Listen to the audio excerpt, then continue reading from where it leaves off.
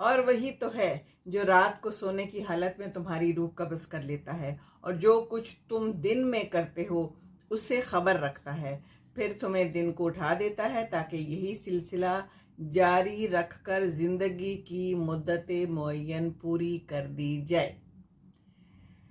फिर तुम सबको उसी की तरफ लौट कर जाना है।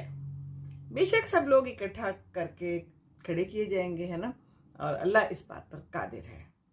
तो दिलों की भेद जानता है और अल्लाह सब जानता है कि क्या हमारे लिए बेहतर है और क्या हमारे लिए बेहतर नहीं है, और हमें ज़िंदगी में क्या चाहिए।